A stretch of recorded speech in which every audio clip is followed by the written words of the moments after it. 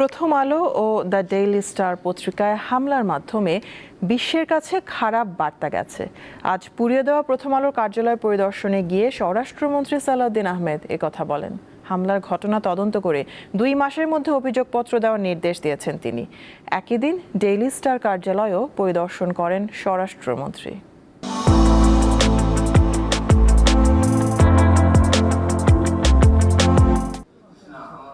2025 সালের 18 ডিসেম্বর রাতে উগ্রবাদীদের হামলার শিকার হয় প্রথম আলো ও ডেইলি স্টার পত্রিকার প্রধান কার্যালয়। শনিবার পুড়িয়ে দেয়া প্রথম আলো ভবনে চলা ব্যতিক্রমী শিল্পকর্ম দেখতে আসেন স্বরাষ্ট্রমন্ত্রী, পররাষ্ট্রমন্ত্রী এবং তথ্য ও সম্প্রচার মন্ত্রী।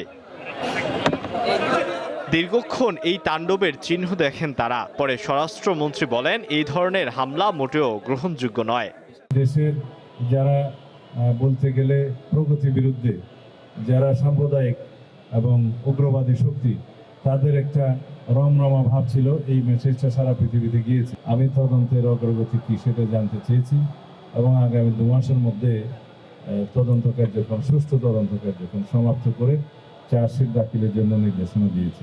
এই হামলায় উস্কানিদাতাদের আইনের আওতায় আনার কথা বলেন তথ্য ও সম্প্রচার মন্ত্রী।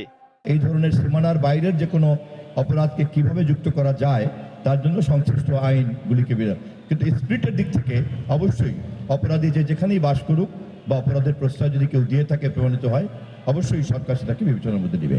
প্রথম আলো ও ডেইলি স্টারে হামলার সুষ্ঠু বিচার ও দৃষ্টান্তমূলক শাস্তির উপর গুরুত্বারোপ করেন পররাষ্ট্রমন্ত্রী খলিলুর রহমান। এই ধরনের ঘটনা আমাদের দেশে আর ঘটবে না। প্রধানমন্ত্রীর উপদেষ্টা জাহিদুর রহমান ও এনসিপির উত্তরাঞ্চলের মুখ্য সংগঠক সার্জিস আলমও প্রথম আলোর পুড়িয়ে দেয়া ভবন দেখতে আসেন।